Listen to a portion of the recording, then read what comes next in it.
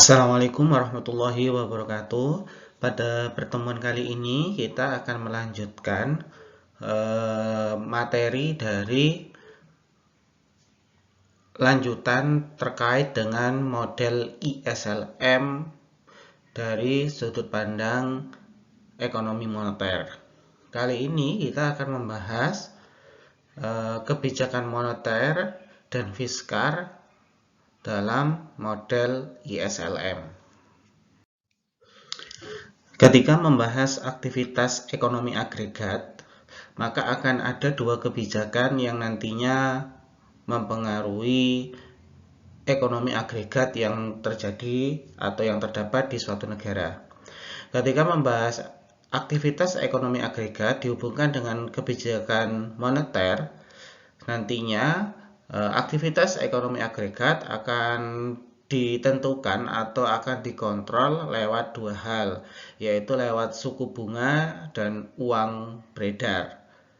Tetapi ketika kita berbicara dari sudut pandang yang lain, yaitu ketika kita mengatakan aktivitas ekonomi agregat ditentukan lewat kebijakan fiskal, maka kita akan mengatakan ekonomi agregat di suatu negara itu nanti yang berperan adalah kontrol terhadap pengeluaran pemerintah dan pajak.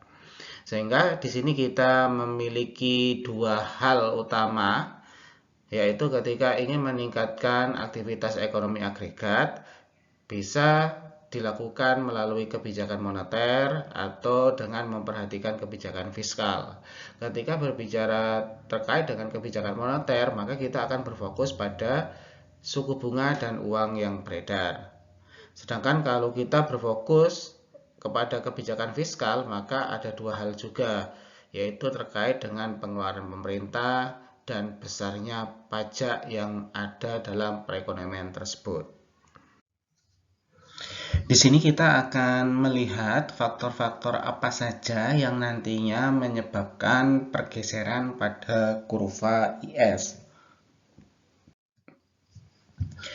Yang pertama yang menyebabkan pergeseran pada kurva IS adalah ketika terjadi perubahan pada pengeluaran konsumen otonom.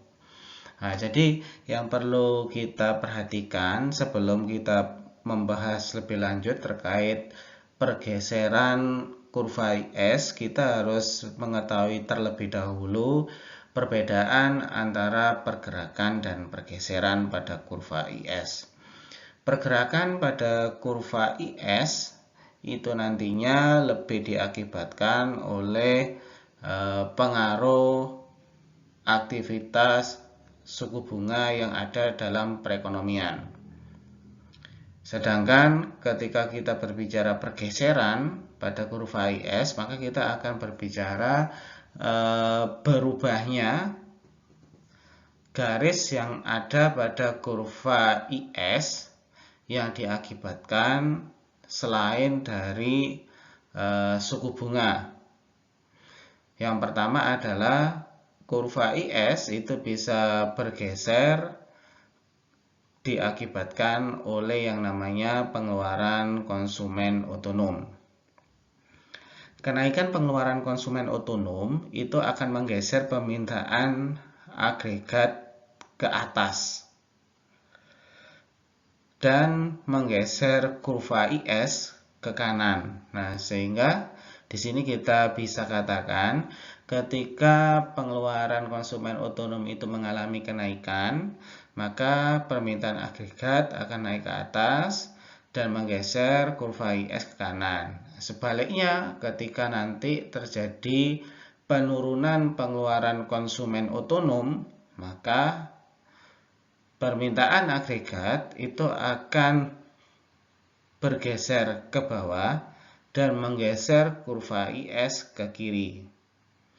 Kemudian yang kedua, ketika pengeluaran konsumen otonom meningkat, maka fungsi agregat akan bergeser ke bawah. Sebaliknya, ketika terjadi penurunan pengeluaran konsumen otonom, maka fungsi permintaan agregat akan bergeser ke bawah.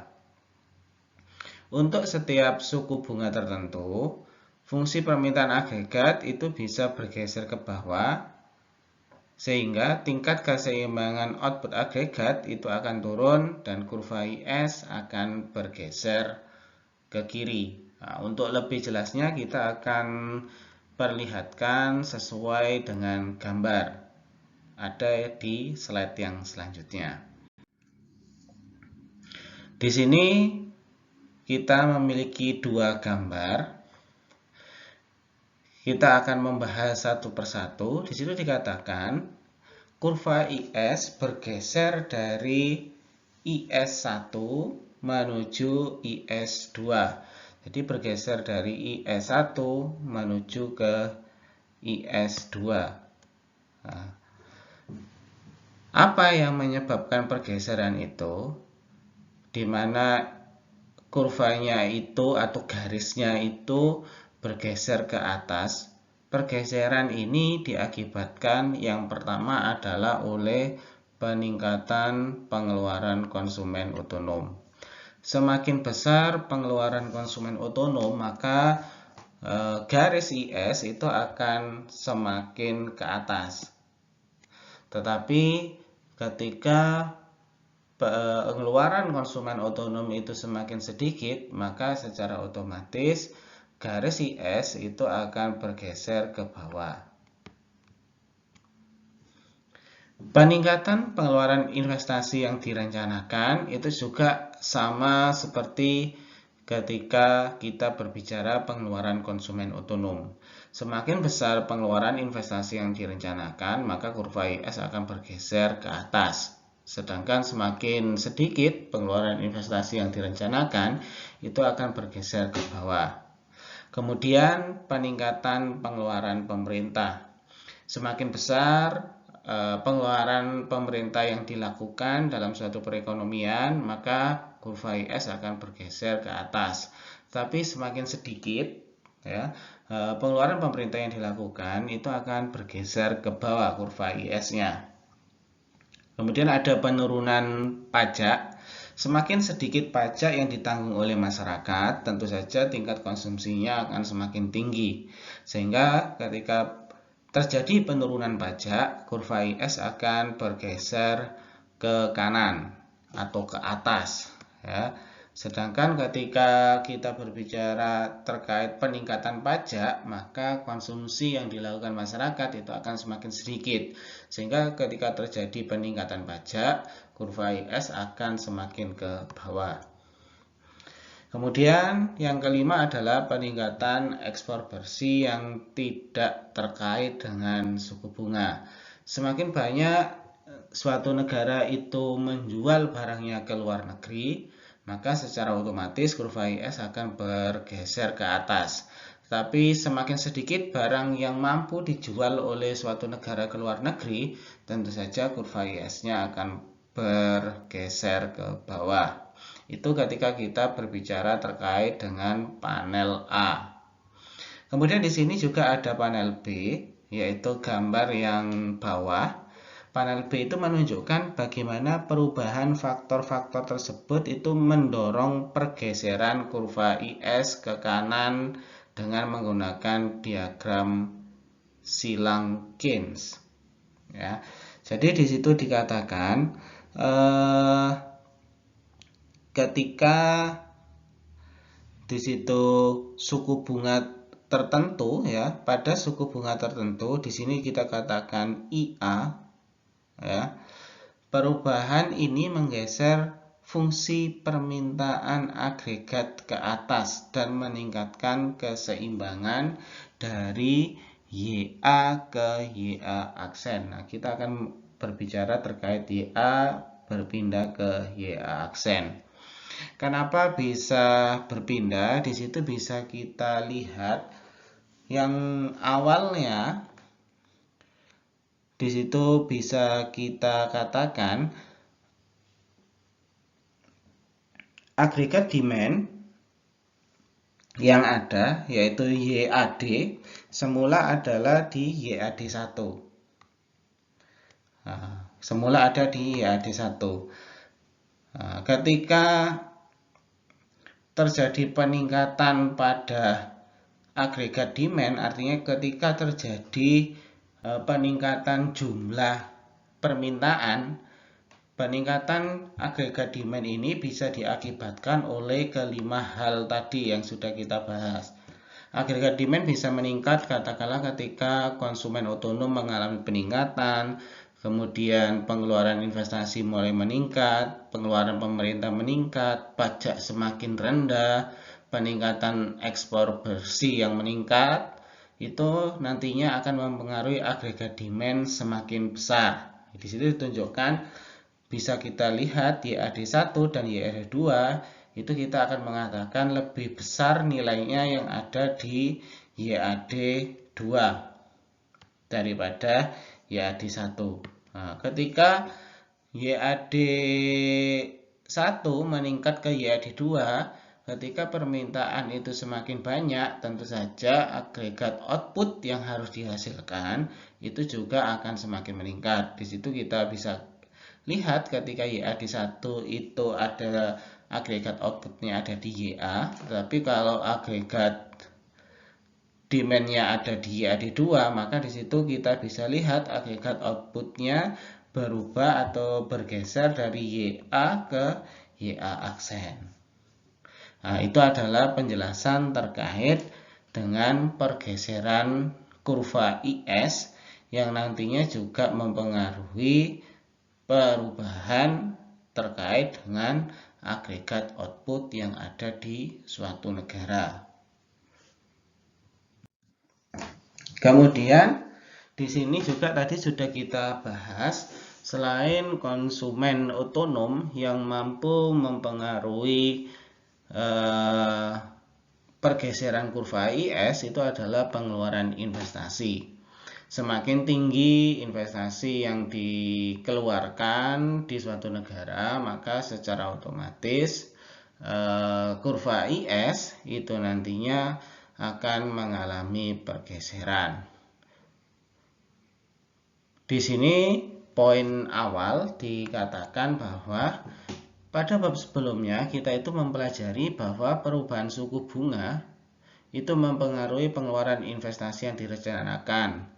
Dan demikian pula dengan output keseimbangan. Jadi ketika kita mencoba flashback ke materi sebelumnya, kita akan mengatakan ketika suku bunga itu semakin tinggi, tentu saja aktivitas investasinya akan semakin rendah. Tetapi sebaliknya, ketika suku bunga rendah, investasinya itu akan semakin tinggi.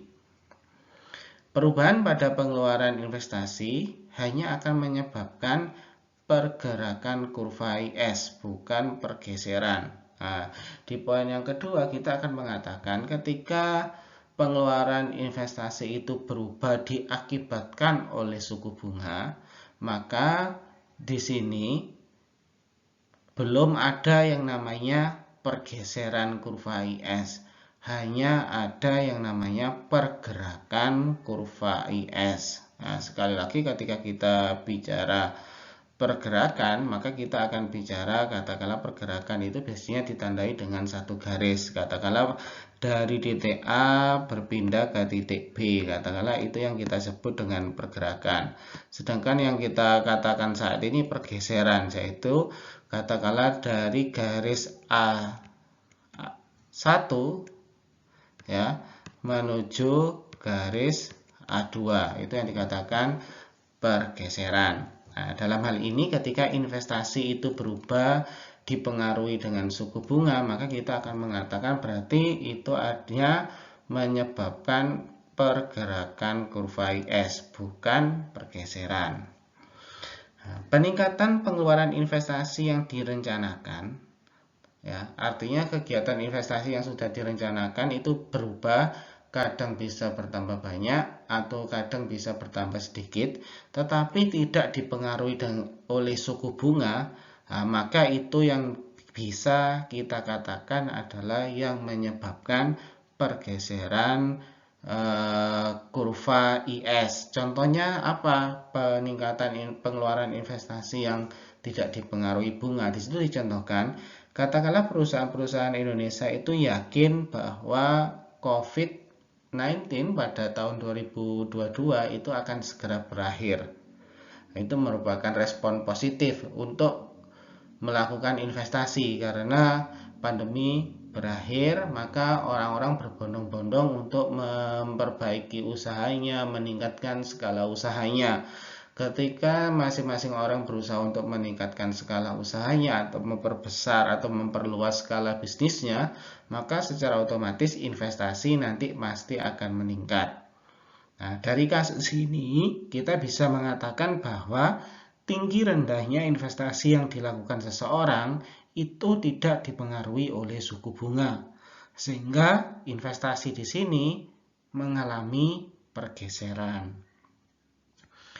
Kemudian di poin yang selanjutnya, penurunan pengeluaran investasi karena katakanlah perusahaan menjadi pesimis, katakanlah tadi dikatakan di contohnya COVID-19 segera berakhir, tapi sekarang kita akan kasih contoh bagaimana kasusnya ketika investasi itu mengalami penurunan. Katakanlah kita akan berargumen tahun 2022 ternyata COVID-19 semakin merajalela sehingga perusahaan pesimis untuk meningkatkan skala bisnisnya. Nah, secara otomatis ya terjadi yang namanya penurunan pengeluaran investasi. Nah, ketika terjadi penurunan pengeluaran investasi, maka akan menggeser fungsi permintaan agregat ke bawah.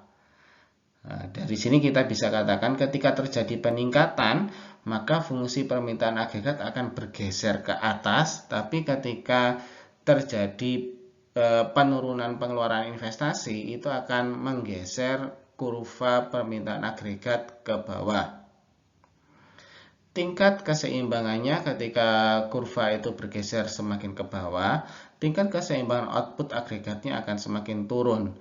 Sehingga kita bisa katakan output agregat yang dihasilkan di suatu negara itu akan semakin berkurang seiring dengan semakin menurunnya pengeluaran investasi. Nah, ketika keseimbangan output agregat itu turun, maka akan menggeser kurva IS semakin ke kiri. Kemudian poin yang ketiga adalah terkait dengan perubahan pengeluaran pemerintah. Di sini bisa kita katakan peningkatan pengeluaran pemerintah itu juga nantinya menyebabkan fungsi permintaan agregat pada suku bunga tertentu akan bergeser ke atas. Sedangkan kalau terjadi penurunan pengeluaran pemerintah, tentu saja akan semakin bergeser ke bawah. Tingkat keseimbangan output itu ketika terjadi peningkatan pengeluaran pemerintah, output agregatnya itu akan meningkat pada waktu tertentu sehingga kurva IS-nya akan bergeser ke kanan. Tetapi ketika terjadi penurunan pengeluaran pemerintah, maka secara otomatis kurva IS-nya nanti akan bergeser ke kiri karena pengeluaran yang dilakukan pemerintah semakin berkurang. Kemudian di sini faktor keempat yang mempengaruhi atau yang dapat mempengaruhi pergeseran kurva IS itu adalah perubahan pajak. Nah, perubahan pajak ini agak sedikit berbeda seperti faktor-faktor lainnya yang mampu mempengaruhi pergeseran kurva IS. Perubahan pajak ini tidak secara langsung mempengaruhi permintaan agregat. Karena di sini ketika terjadi perubahan pajak, katakanlah ketika terjadi penurunan pajak, maka secara otomatis itu akan menggeser fungsi permintaan. Ya, ketika pajak itu menurun, maka secara otomatis sebagai seorang konsumen pengeluarannya pasti akan bertambah karena biaya yang harus dikeluarkan untuk pajak itu mengalami penurunan. Nah, ketika pengeluaran konsumen itu meningkat, maka secara otomatis akan menggeser kurva permintaan agregat semakin ke atas. Yang nantinya ketika kurva permintaan, fungsi permintaan itu bergeser ke atas, maka akhirnya mampu menggeser kurva IS ke kanan. Tetapi sebaliknya, ya, ketika perubahan pajak itu katakanlah terjadi peningkatan pajak, maka di sini pengeluaran konsumen itu akan semakin berkurang. Ketika pengeluaran konsumen semakin berkurang, maka fungsi agregatnya itu akan semakin bergeser ke bawah. Nah, ketika bergeser ke bawah, maka secara otomatis akan menggeser kurva IS semakin ke kiri. Itu ketika pajak kita kaitkan dengan aktivitas konsumsi. Kemudian perubahan pajak juga bisa kita kaitkan dengan yang namanya pengeluaran pemerintah. Bagaimana peran pajak terhadap pengeluaran pemerintah? Di situ dikatakan di poin yang ketiga, perubahan pajak itu mempengaruhi pengaruh yang lebih kecil kepada permintaan agregat dibandingkan dengan pengeluaran pemerintah. Sehingga ketika kita bisa membandingkan ketika terjadi perubahan pajak, yang perubahan pajak bisa semakin besar atau semakin sedikit itu lebih berdampak ke siapa? Ke konsumsi atau ke pemerintah. Dari beberapa poin di sini bisa kita simpulkan bahwa ketika terjadi perubahan pajak, maka yang memiliki efek paling besar itu adalah pemerintah. Karena bisa kita ketahui sebagian besar pengeluaran pemerintah itu sumbernya didapatkan dari pajak. Kemudian faktor kelima yang mempengaruhi terkait dengan pergeseran kurva IS itu adalah perubahan ekspor bersih yang tidak terkait dengan suku bunga. Nah, sebelumnya kita pernah membahas ketika bicara pergerakan, ya, pergerakan aktivitas ekspor itu pasti akan dipengaruhi oleh suku bunga. Ketika terjadi apresiasi atau depresiasi dalam suatu mata uang, tentu saja akan mempengaruhi aktivitas ekspornya, di mana apresiasi dan depresiasi mata uang itu ditentukan salah satunya lewat suku bunga. Tetapi dalam hal ini kita akan membahas pergeseran. Sekali lagi kita tekankan, ketika kita berbicara pergeseran berarti garis yang nantinya digambar itu tidak dipengaruhi oleh yang namanya suku bunga. Nah, terus bagaimana ketika kita berbicara perubahan ekspor yang tidak terkait dengan suku bunga? Ya, di situ dicontohkan katakanlah biasanya seseorang ingin membeli barang itu dikarenakan karena selera atau tren. Nah, ketika kita berbicara ekspornya semakin banyak atau impornya semakin banyak, ekspornya semakin berkurang atau impornya semakin berkurang karena adanya tren, maka itu yang dikatakan pergeseran kurva IS itu bisa semakin ke atas, bisa semakin ke bawah, bisa semakin ke kanan, bisa semakin ke kiri. Itu dipengaruhi oleh yang namanya perubahan ekspor bersih. Katakanlah Anda melakukan pembelian mobil terbaru.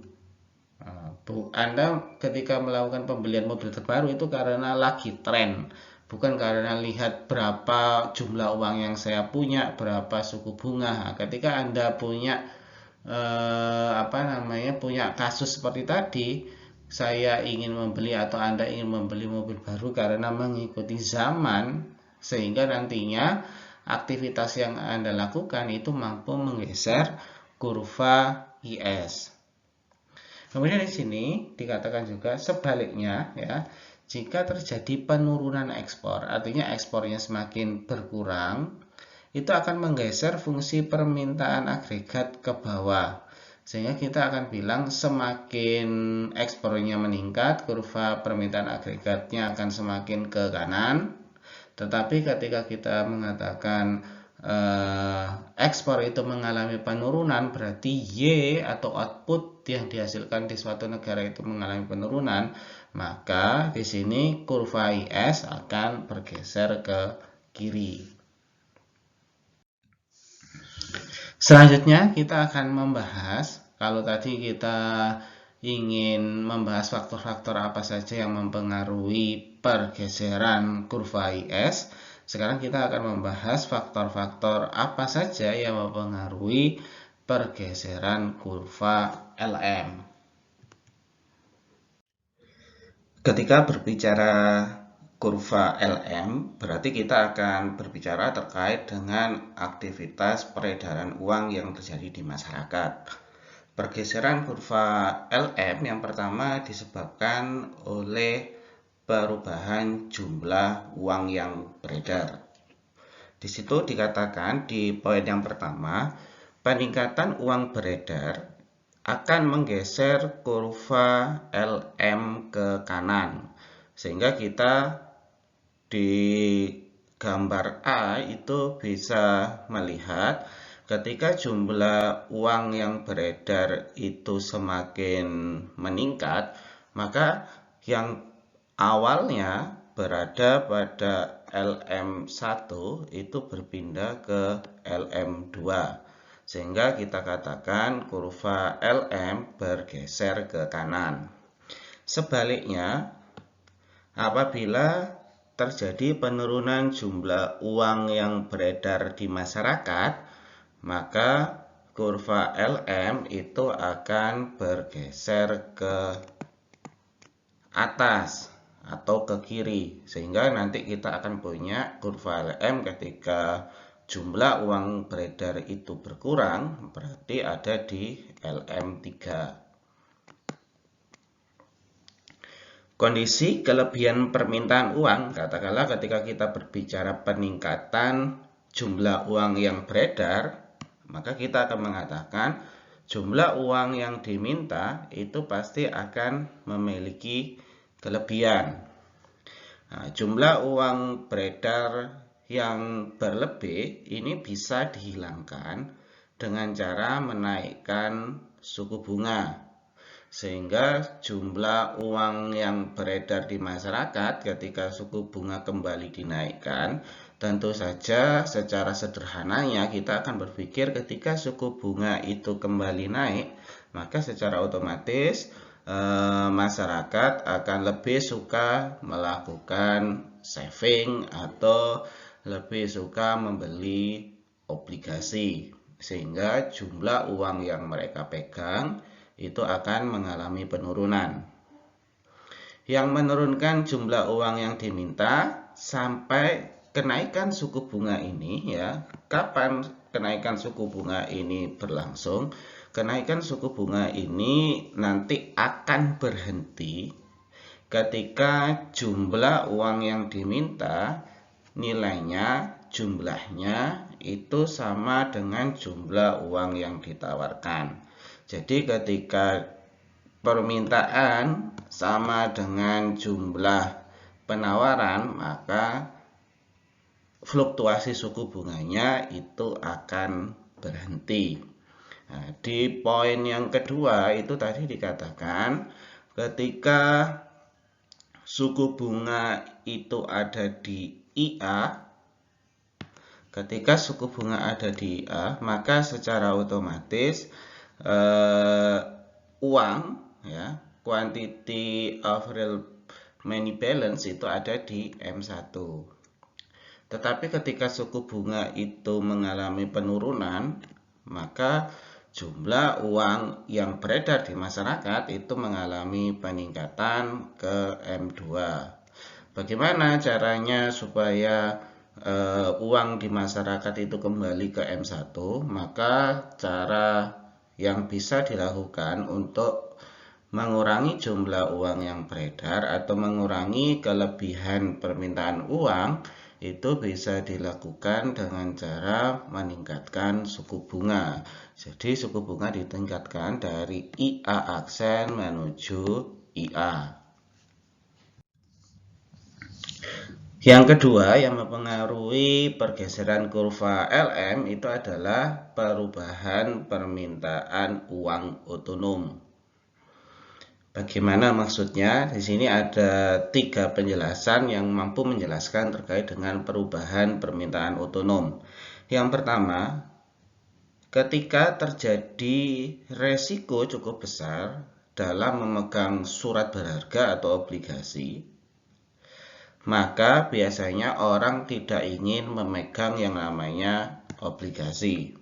Orang ketika terjadi resiko cukup besar atau terjadi permasalahan di pasar obligasi, maka seseorang itu akan berusaha bagaimana caranya mengurangi jumlah obligasi yang mereka pegang. Dan mereka berpindah kepada aset lainnya, yaitu orang akan cenderung lebih suka untuk memegang yang namanya uang. Berapapun tingkat suku bunga yang ditawarkan, katakanlah ketika obligasi, harusnya kan ketika berbicara teori, ketika tingkat suku bunganya tinggi, maka obligasi yang diminta juga akan semakin tinggi. Tetapi dalam kasus ini, kita akan mengatakan ketika seseorang memegang obligasi itu resikonya besar. Katakanlah ketika membeli obligasi ada kemungkinan besar akan mengalami kerugian atau uang yang sudah digunakan untuk membeli obligasi tidak kembali. Walaupun obligasi itu memberikan suku bunga yang tinggi, akan tetapi di sini masyarakat tidak akan mau karena adanya resiko yang cukup besar sehingga obligasi yang diinginkan menurun, sedangkan tingkat suku bunga walaupun sudah tinggi untuk merangsang seseorang membeli obligasi itu tidak akan ada gunanya.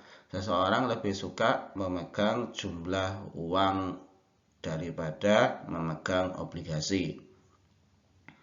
Kemudian di situ penurunan permintaan otonom ini akan menggeser kurva ke kanan. Nah, sehingga kita akan bisa melihat di situ permintaan otonomnya itu akan berubah, di mana LM-nya itu akan bergeser ke kanan. Jadi bergeser ke bawah. Nah, ini. Itu yang menunjukkan berarti jumlah uang yang diminta itu mengalami peningkatan. Turunnya permintaan uang akan menciptakan kelebihan penawaran uang. Ketika jumlah uang yang diminta itu semakin sedikit, demand terhadap uang itu semakin sedikit, efeknya adalah jumlah uang yang ditawarkan itu akan mengalami kelebihan. Nah, bagaimana cara mengatasi kasus yang seperti ini, di mana permintaan uang sedikit, tetapi di sini jumlah uang yang ditawarkan semakin besar?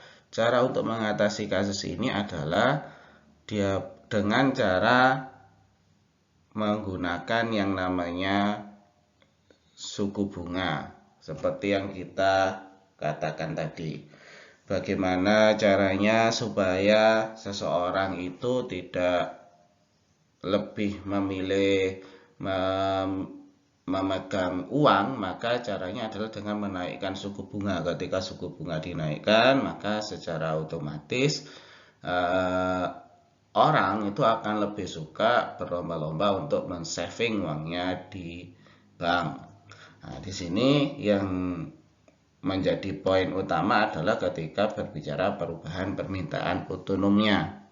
Nah, di mana perubahan permintaan otonom ini tidak sama sekali dipengaruhi oleh yang namanya suku bunga. Nah, tetapi banyak sedikitnya seseorang memegang uang itu dipengaruhi oleh faktor-faktor selain suku bunga, seperti katakanlah tadi kita contohkan adalah ketika terjadi kondisi resiko perekonomian yang cukup besar, sehingga ketika seseorang memegang obligasi itu besar kemungkinan tidak mendapatkan keuntungan walaupun suku bunga yang dikenakan cukup tinggi, maka seseorang tidak memilih memegang obligasi, tapi seseorang lebih suka memegang yang namanya uang yang beredar. Kemudian di sini kita akan membahas terkait dengan keseimbangan. Ketika tadi kita sudah membahas IS dan LM, pergeseran IS dan LM secara terpisah, sekarang kita akan membahas terkait dengan keseimbangan yang terjadi di IS-LM. Keseimbangan ini terkait dengan suku bunga dan output agregat. Di sini yang pertama kita bahas adalah respon terhadap perubahan kebijakan moneter. Bagaimana seandainya terjadi perubahan kebijakan moneter, responnya seperti apa? Nah, di sini ada beberapa poin yang nantinya perlu kita perhatikan. Yang pertama adalah katakanlah di sini ada kasus terjadi kelebihan jumlah uang yang beredar. Nah, ketika jumlah uang beredar berlebih, itu adalah dampak dari penurunan suku bunga. Ketika suku bunga itu menurun, maka masyarakat tentu saja akan berpikir ulang untuk melakukan pembelian obligasi ataupun menyimpan uangnya di bank. Mengingat ketika mereka melakukan pembelian obligasi, jumlah keuntungan yang mereka peroleh pasti akan berkurang karena terjadi yang namanya penurunan suku bunga, sehingga jumlah uang beredar itu akan semakin meningkat. Nah, ketika jumlah uang yang semakin beredar itu mengalami kenaikan, tentu saja efeknya adalah seseorang akan mengalihkan asetnya, yaitu lebih suka memegang uang. Kemudian ketika seseorang lebih suka memegang uang, tentu saja uang itu nantinya pasti akan digunakan untuk yang namanya pengeluaran investasi ataupun nanti untuk peningkatan di aktivitas ekspor. Nah, ketika pengeluaran investasi itu meningkat, maka secara otomatis jumlah uang yang dipegang masyarakat tadi juga dikatakan mengalami peningkatan. Maka secara otomatis di sini akan mengakibatkan permintaan agregat akan semakin meningkat. Ketika seseorang itu semakin memegang uang dalam jumlah yang jauh lebih banyak daripada sebelumnya, karena tadi adanya penurunan suku bunga di mana seseorang enggan untuk melakukan aktivitas saving ataupun enggan untuk membeli obligasi, maka seseorang akan memegang jumlah uang jauh lebih banyak, sehingga aktivitas konsumsi, investasi, kemudian aktivitas ekspor ataupun impor itu akan mengalami peningkatan. Nah, ketika ketika ketika net ekspor mengalami peningkatan, kita akan mengatakan bahwa hal itu juga mengakibatkan permintaan agregat itu pasti akan meningkat. Nah, kemudian akibatnya apa ketika permintaan agregat meningkat? Tentu saja ketika kita bicara rumus identitas di mana Y sama dengan C plus I plus G plus X min M, ketika di ruas permintaan agregat ini meningkat, maka secara otomatis harus direspon dengan jumlah output yang meningkat juga, karena di kedua sisi itu nilainya harus sama. Kemudian di situ kelebihan uang beredar dapat dihilangkan ketika perekonomian mencapai titik 2. Nah, jadi awalnya kita akan mengatakan kondisi keseimbangan itu berada di titik 1. Nah, kemudian akan tetapi pada saat itu jumlah uang mengalami perubahan di mana jumlah uang yang beredar di masyarakat itu mengalami peningkatan. Berarti ada di masa transisi antara 1 dan 2, berarti ada di masa ini. Nah, ketika ada di masa ini, itu kita tadi bisa katakan terjadi kelebihan uang, kemudian suku bunga itu mulai mengalami penurunan. Bisa kita lihat ketika di masa transisi 1 ke 2, kita bisa melihat suku bunga itu mulai mengalami penurunan dari I1 menuju I2. Nah, akibatnya apa? Kita akan melihat di situ permintaan agregat yang disimpulkan lewat konsumsi, investasi, ekspor besi itu mengalami peningkatan. Di sini bisa kita lihat yang semula ada di Y1 itu mulai bergerak semakin ke kanan, yaitu menuju Y2. Itu menunjukkan berarti outputnya itu mengalami peningkatan. Nah, kapan hal ini bisa dihilangkan atau kapan kelebihan uang itu bisa berhenti, artinya tetap kembali dalam keadaan seimbang. Terus kapan suku bunga itu bisa berhenti tidak kembali turun? Ketika muncul keseimbangan baru. Keseimbangan baru itu muncul pada titik 2. Nah, di titik 2 itu kondisi sudah mengalami titik keseimbangan. Output sudah kembali seimbang, kemudian suku bunga juga kembali seimbang. Kemudian di poin yang selanjutnya, penurunan uang beredar. Kalau tadi kita bicara kelebihan jumlah uang yang beredar, sekarang kita akan berbicara terkait dengan penurunan uang beredar itu akan menggeser kurva LM ke kiri. Nah, jadi kalau kelebihan uang itu akan menggeser ke kanan, tapi kalau kita bicara uang yang beredar semakin berkurang, itu akan menggeser ke kiri, jadi akan semakin ke atas. Nah, ketika kurva LM itu bergeser ke kiri, menyebabkan suku bunga itu meningkat. Nah, bisa kita coba tarik garis lurus di sini, katakanlah ini adalah LM3, di mana tadi dikatakan jumlah uang mengalami penurunan. Nah, ketika kita coba tarik garisnya, kita akan melihat bahwa ternyata memang benar suku bunganya itu semakin tinggi. Nah, jadi ini bisa terkonfirmasi kalimat yang ditulis di sini benar ketika kita coba samakan dengan apa yang sudah ada di gambar.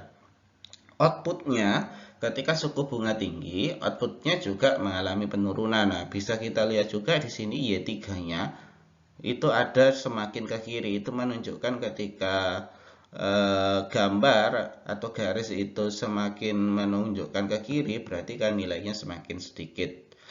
Bisa diartikan berarti output yang dihasilkan itu akan semakin turun. Output agregat itu berhubungan positif dengan uang yang beredar. Nah, yang perlu diperhatikan di sini adalah output agregat atau kita sebut Y itu berhubungan positif dengan jumlah uang beredar. Semakin besar atau semakin banyak jumlah uang yang beredar akan meningkatkan jumlah output agregat. Sebaliknya, semakin sedikit jumlah uang yang beredar itu akan menurunkan output agregat yang terdapat di suatu negara. Nah, jadi kita bisa bilang ketika jumlah uang yang beredar di Indonesia itu semakin banyak, maka seharusnya barang dan jasa yang dihasilkan di negara Indonesia itu akan semakin meningkat. Tetapi ketika jumlah uang yang beredar di Indonesia semakin sedikit, maka secara otomatis barang dan jasa yang ada di Indonesia itu akan semakin sedikit yang tercipta. Oke, selanjutnya kita akan mengatakan bagaimana ketika terjadi perubahan kebijakan fiskal, efeknya terhadap ISLM seperti apa. Kita akan membahasnya pada sesi ini. Nah, di sini dikatakan ketika terjadi perubahan fiskal, tentu saja kurva IS itu akan mengalami beberapa penyesuaian. Perubahan kebijakan fiskal yang dimaksud di sini terkait apa? Nah, ketika berbicara ke perubahan kebijakan fiskal, di sini terkait dengan yang pertama kita akan ngomong terkait dengan tax, kemudian yang kedua adalah terkait dengan pengeluaran pemerintah. Nah, sehingga kita akan bisa menyimpulkan ketika terjadi perubahan pengeluaran pemerintah bisa semakin naik atau semakin berkurang, ataupun terjadi perubahan pajak yang semakin tinggi atau semakin berkurang, itu akan mempengaruhi yang namanya kebijakan fiskal. Nah, di sini ada beberapa poin yang bisa dijelaskan lebih runtut. Yang pertama adalah poin yang pertama di situ dikatakan ketika terjadi peningkatan pengeluaran pemerintah, katakanlah G-nya itu semakin tinggi atau terjadi penurunan pajak, tax-nya semakin berkurang, itu akan menyebabkan kurva IS itu bergeser ke IS2. Nah, kita akan berbicara ke gambarnya. Jadi ketika terjadi pengeluaran pemerintah yang semakin naik, kemudian pajak semakin berkurang, itu akan merubah kurva IS yang semula ada di IS1, dia akan naik ke IS2. Apa dampaknya ketika kurva atau garis IS-nya itu berubah dari IS1 ke IS2? Tentu saja keseimbangannya juga pasti akan berubah, baik keseimbangan di pasar barang atau keseimbangan di pasar uang. Yang semula titik keseimbangannya ada di titik 1, karena kurva IS bergeser ke kanan, maka secara otomatis keseimbangannya akan berada pada IS2, yaitu ada di titik 2. Hasil dari perubahan kebijakan fiskal tadi, yang dimana pengeluaran pemerintah semakin meningkat atau pajak itu semakin berkurang, itu adalah apa dampaknya? Yang pertama adalah output agregat itu mengalami peningkatan. Bisa kita lihat di situ yang semula di Y1 itu naik menjadi Y2. Berarti bisa kita katakan barang yang dihasilkan nantinya harusnya akan semakin meningkat ketika pengeluaran pemerintah akan semakin naik. Kemudian selain perubahan pertama, perubahan kedua yang bisa kita lihat adalah ternyata ketika terjadi perubahan kebijakan fiskal di mana terjadi peningkatan pengeluaran pemerintah ataupun penurunan pajak, suku bunga yang ada itu juga mengalami peningkatan, yang semula ada di I1 naik menuju I2. Ya, penjelasan ini sudah terkoreksi lewat gambar yang sudah kita jelaskan tadi.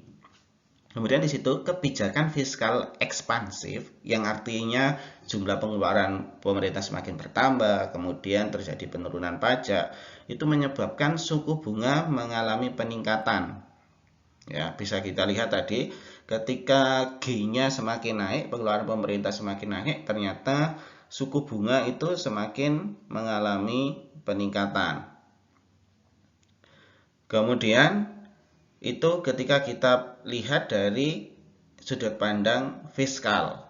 Tetapi kalau kita lihat dari sudut pandang moneter, ternyata suku bunga itu mengalami penurunan. Kalau kita bicara sudut pandang moneter tadi, itu adalah perbedaan antara kebijakan fiskal dan kebijakan moneter. Kalau di kebijakan moneter tadi, semakin banyak barang yang ada, semakin banyak barang yang tercipta, itu berarti kita akan mengatakan, oh berarti suku bunganya mengalami penurunan. Berbeda di kebijakan fiskal. Kebijakan fiskal tadi dikatakan ketika terjadi peningkatan pengeluaran pemerintah, kemudian jumlah barangnya semakin meningkat, ternyata suku bunganya juga mengalami kenaikan. Itu perbedaan antara fiskal dengan moneter. Kemudian di situ dikatakan juga di poin yang keempat, dikatakan peningkatan pengeluaran pemerintah. Ketika jumlah pengeluaran pemerintah itu meningkat, secara otomatis akan menaikkan permintaan agregat. Nah, ini sudah terjawab dari tadi. Ketika IS-nya berubah dari IS1 ke IS2, maka output agregatnya juga mengalami perubahan dari Y1 ke Y2, yang artinya output yang ada itu akan semakin banyak. Penurunan pajak, kemudian di sini dikatakan penurunan pajak ketika pajak itu semakin berkurang, itu akan membuat pendapatan perseorangan itu akan jauh lebih banyak. Nah, ketika pendapatan seseorang itu nantinya lebih banyak, tentu saja aktivitas konsumen, ya, aktivitas konsumen atau pengeluaran konsumsi itu juga akan semakin meningkat. Nah, sehingga di sini bisa kita katakan ketika pajaknya berkurang, maka secara otomatis konsumsi masyarakat itu akan mengalami peningkatan. Kemudian di sini juga bisa kita dapatkan bahwa ketika output agregat yang lebih tinggi itu menaikkan jumlah uang yang diminta.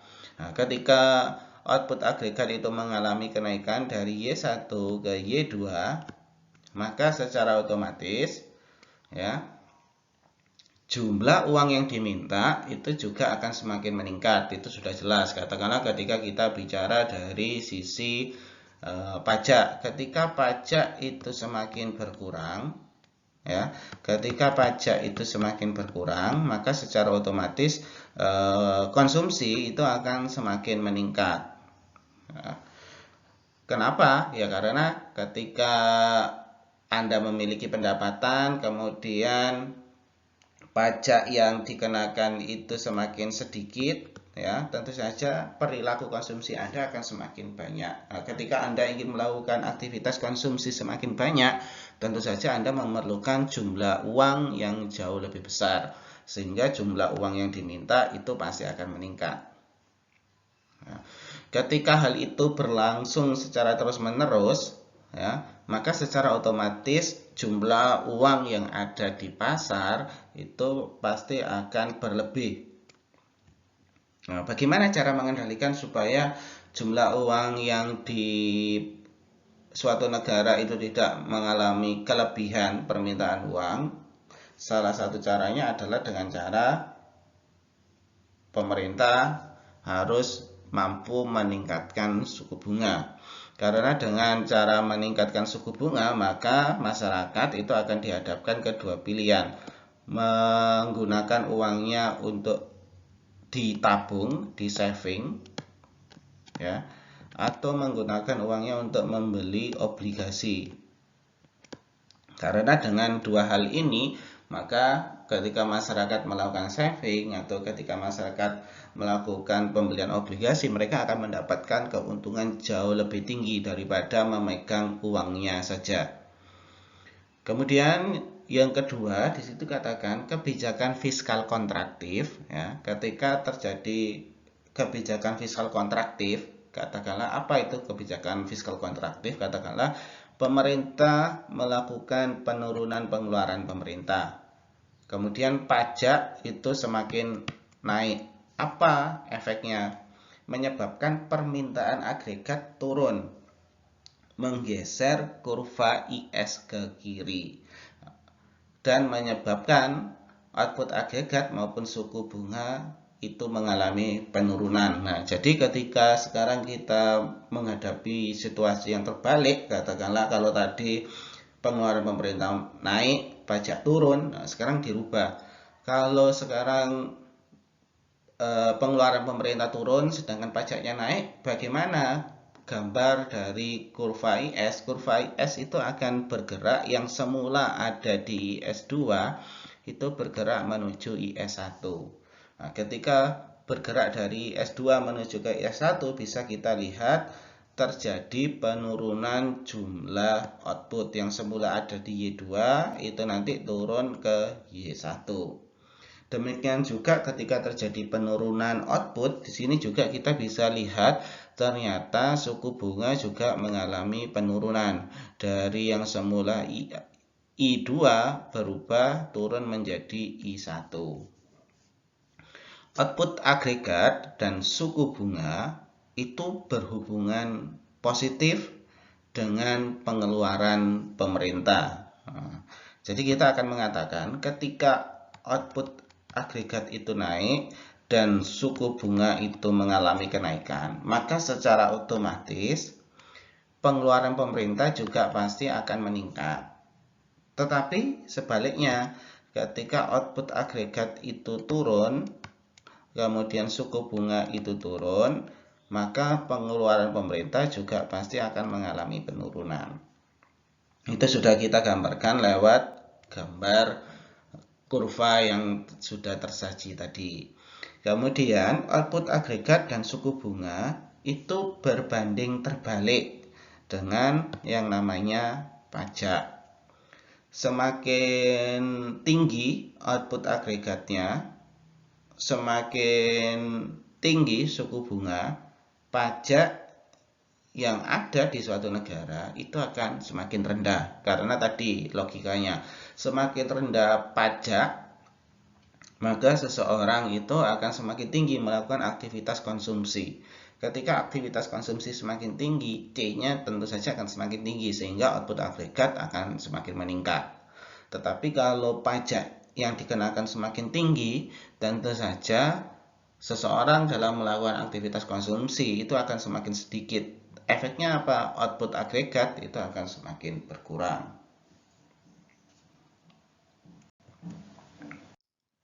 Kemudian dari penjelasan beberapa slide di awal, kita bisa meringkas ya, pergeseran yang terjadi di kurva IS ataupun di kurva LM. Nah, di sini kita akan membahas kurva IS dulu ya, ringkasan dari kurva IS. Jadi kita akan mengatakan pergeseran kurva IS itu setidaknya diakibatkan oleh beberapa hal. Yang pertama, diakibatkan oleh aktivitas konsumsi, kemudian aktivitas investasi, kemudian pengeluaran pemerintah dan perubahan pajak.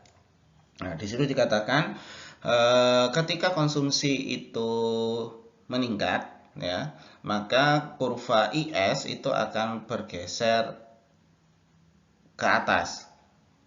Sehingga ketika konsumsi itu meningkat, tentu saja outputnya itu akan semakin meningkat. Sedangkan ketika konsumsi itu semakin berkurang, nantinya kurva IS akan semakin bergeser ke kiri atau ke bawah. Kemudian ketika kita berbicara investasi, sama seperti konsumsi, ketika investasi itu akan semakin meningkat, maka secara otomatis kurva IS akan bergeser ke kanan atau ke atas. Nah, ini IS1 ke IS2. Tetapi sebaliknya, ketika investasi itu semakin berkurang, kurvanya akan bergeser ke bawah atau ke kiri. Jadi nanti IS-nya akan semakin ke bawah. Kemudian untuk pengeluaran pemerintah juga sama. Jadi semakin besar pengeluaran pemerintah, maka IS-nya akan bergeser ke kanan. Tetapi semakin sedikit pengeluaran pemerintah, IS-nya akan bergeser ke bawah atau ke kiri. Kemudian yang agak sedikit berbeda adalah terkait dengan perubahan pajak. Semakin tinggi pajak, maka secara otomatis IS-nya bukan bergeser ke atas, tapi IS-nya akan bergeser ke bawah atau ke kiri.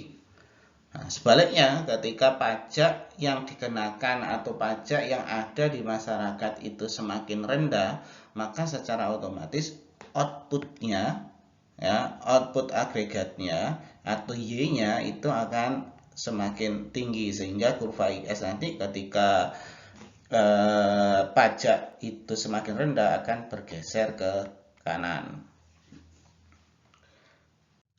Kemudian sekarang kita ke pergeseran di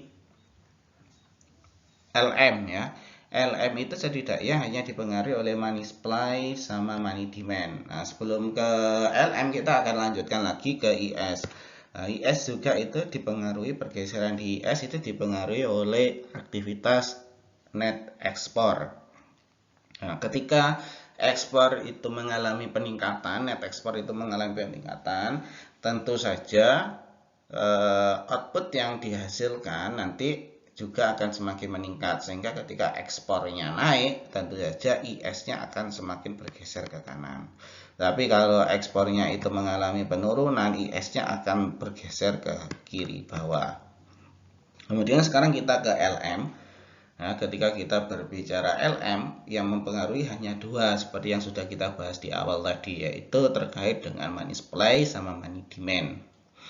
Ketika jumlah uang yang ditawarkan itu semakin meningkat, ya, ketika jumlah uang yang ditawarkan itu semakin meningkat, di situ kita bisa lihat bahwa MS yang ditawarkan itu semakin naik, maka efeknya adalah suku bunganya itu akan turun. Ketika suku bunganya turun, maka secara otomatis kurva LM itu akan bergerak ke bawah, ya, semakin ke kanan.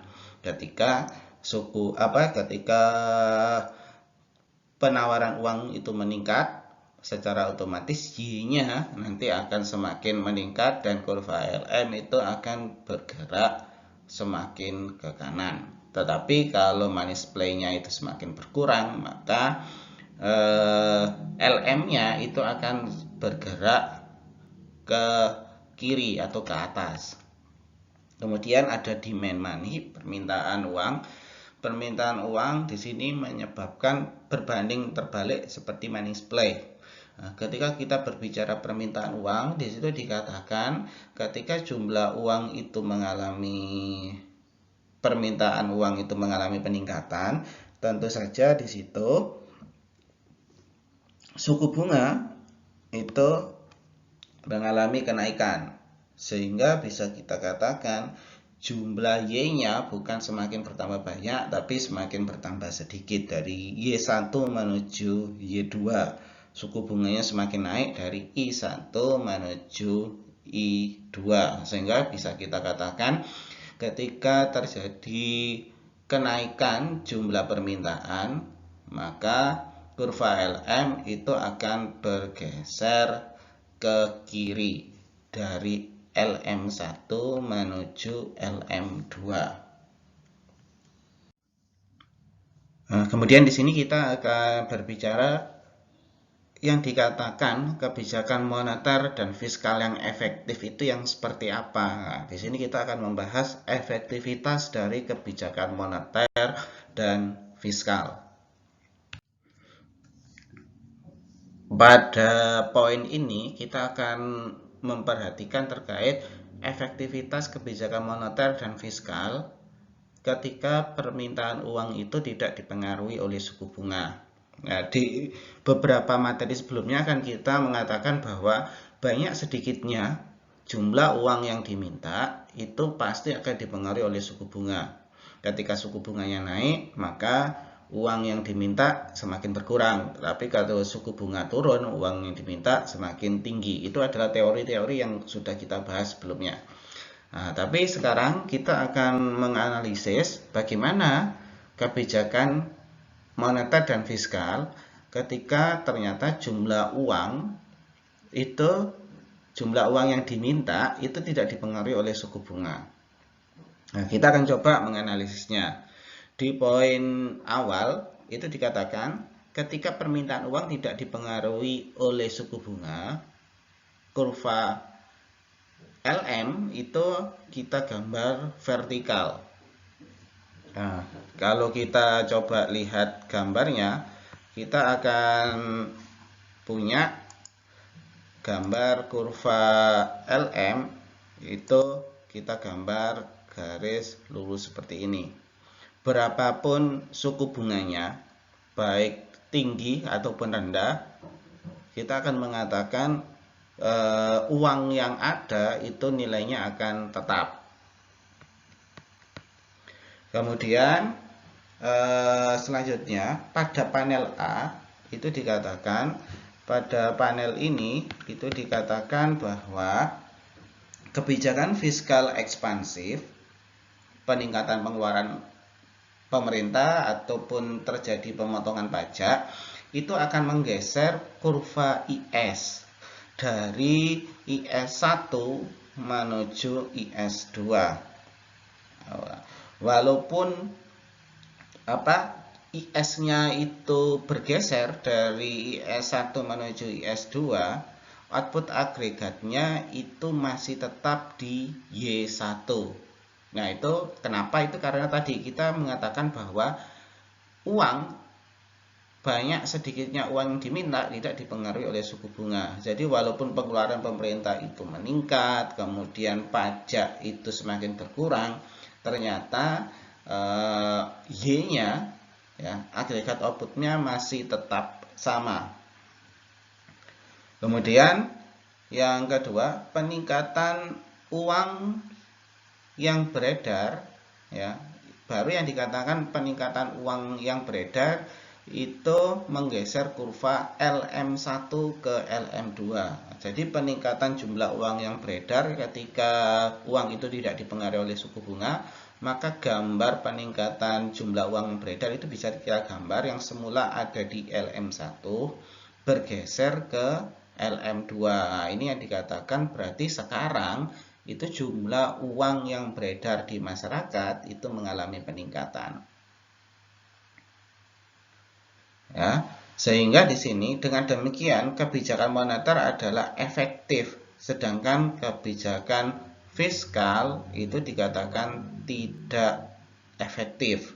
Nah, itu ketika kita berbicara mana dalam kondisi yang seperti ini yang dikatakan kebijakan fiskal atau moneter yang harusnya diterapkan. Nah, ketika uang itu tidak dipengaruhi oleh suku bunga, maka kita akan mengatakan berarti kebijakan yang efektif yang bisa diterapkan di suatu negara adalah kebijakan moneter, bukan kebijakan fiskal.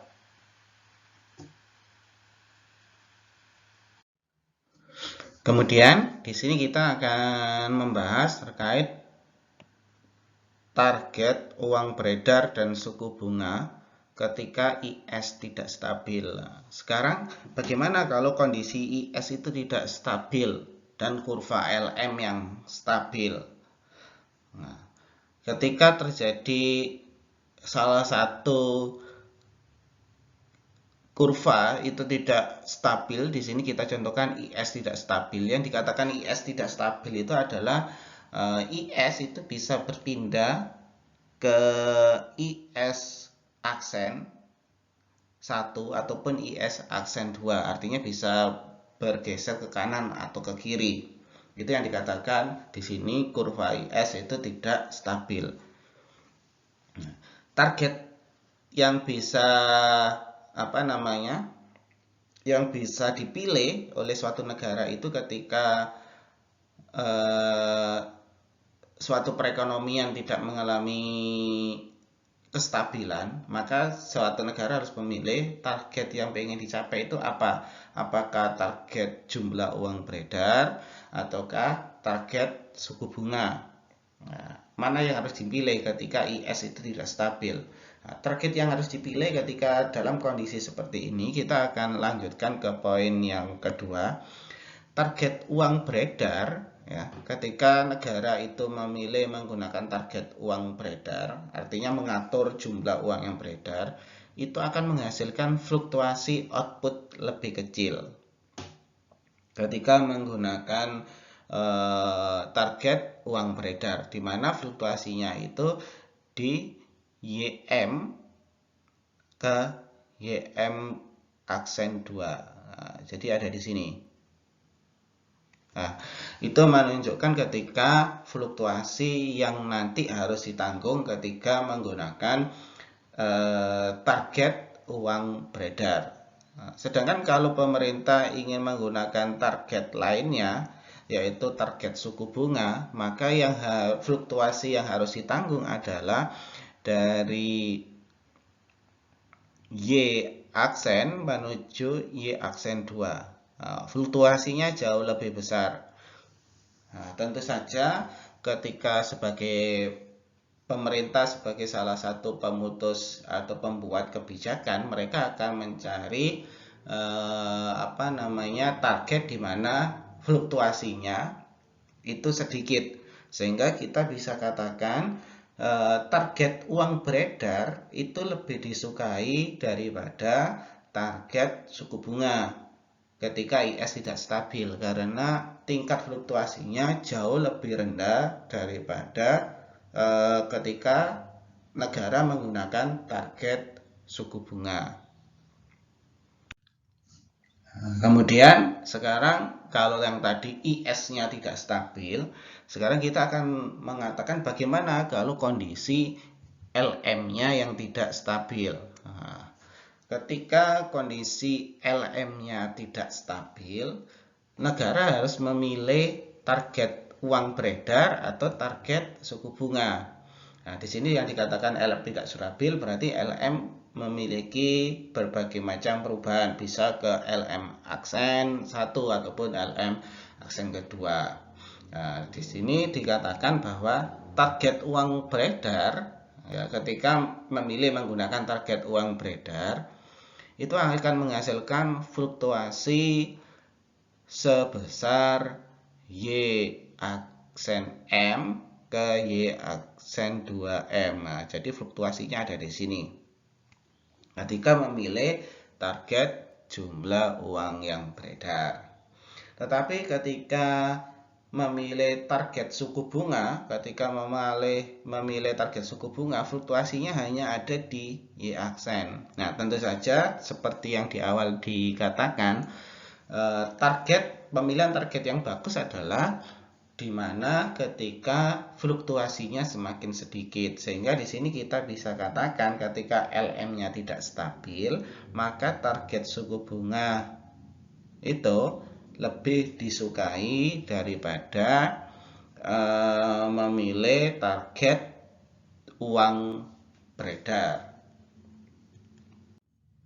Oke, kali ini kita akan berbicara terkait dengan model ISLM dalam jangka panjang. Di sini akan kita fokuskan pada poin A terlebih dahulu. Di sini dikatakan peningkatan uang beredar itu akan menyebabkan kurva LM bergeser ke kanan, yang awalnya ada di LM1 menuju LM2. Itu menunjukkan berarti jumlah uang yang beredar semakin banyak, sehingga LM-nya akan bergeser dari LM1 ke LM2.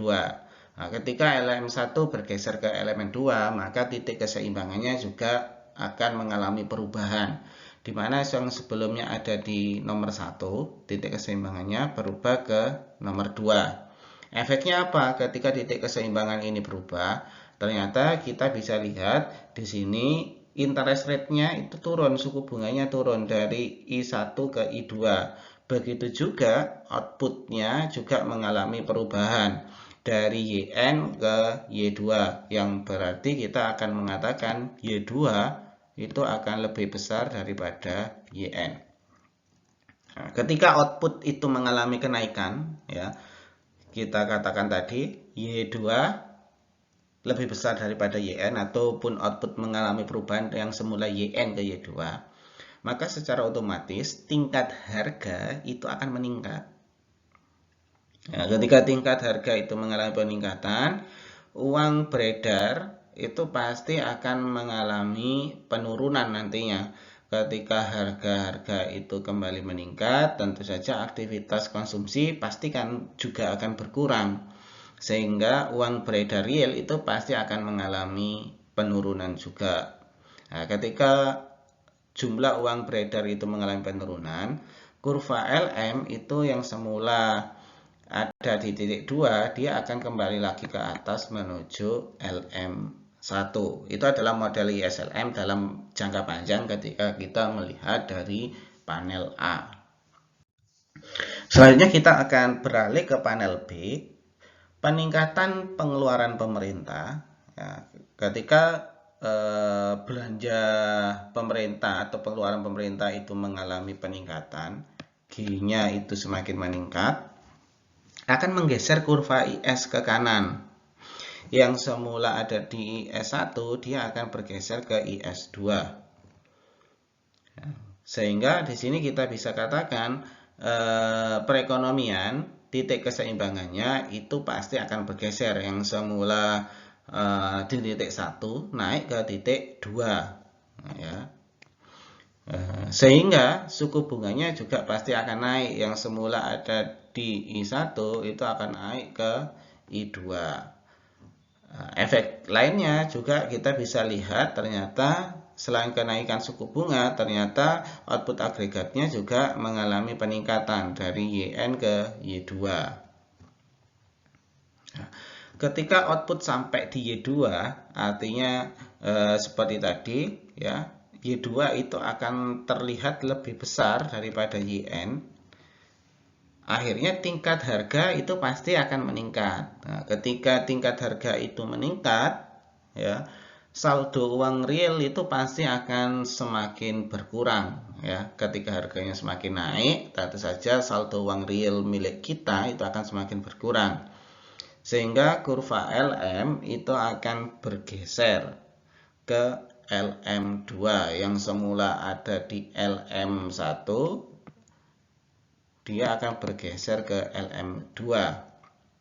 Nah, sehingga bisa kita katakan titik keseimbangan yang baru, ya, itu akan berbicara keseimbangan jangka panjang titik 2 dengan suku bunga lebih dari I2, ya, lebih dari I2 ini, ya, artinya I2 aksen ini akan mengembalikan, ya,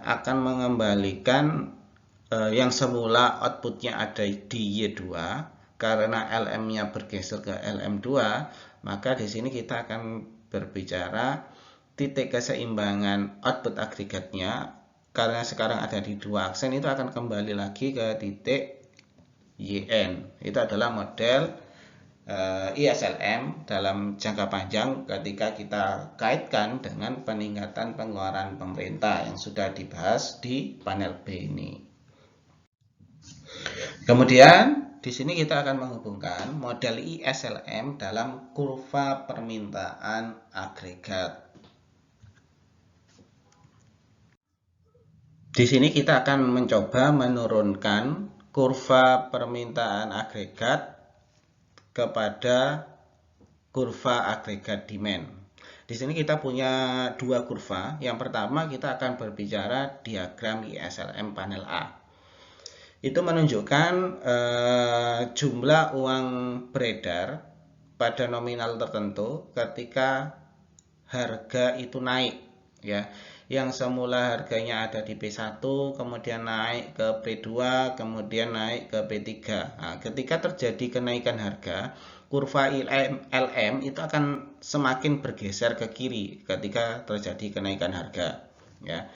Ketika harganya naik, ya, kurva LM itu akan bergeser ke kiri. Dan outputnya itu akan semakin turun. Yang semula ada di Y1, turun ke Y2, turun lagi ke Y3. Nah, itu ketika kita berbicara kurva LM. Nah, di sini kan sudah ada 3 perubahan, di mana harga itu mengalami kenaikan. Ketika harga naik, output yang tercipta semakin sedikit. Dari Y1 ke Y2 ke Y3. Nah, kombinasi perubahan harga dan kombinasi perubahan output tadi itu ketika dirubah menjadi kurva agregat, ya, menjadi kurva agregat demand, itu bisa kita lihat di poin B, di mana kombinasi tingkat harga dan output keseimbangan di panel A kemudian ketika digambarkan ke dalam bentuk garis, maka kita akan menggambarkan seperti agregat demand yang tergambar di poin B, di mana di situ bisa kita gambar semakin tinggi harganya dari P1 naik ke P2 naik ke P3, itu akan menunjukkan, ya, bahwa semakin rendah output yang nantinya dihasilkan, yaitu dari Y1 turun ke Y2 turun ke Y3. Demikian materi terkait pergeseran kurva ISLM dilihat dari sudut pandang kebijakan moneter ataupun kebijakan fiskal. Terima kasih. Wassalamualaikum warahmatullahi wabarakatuh.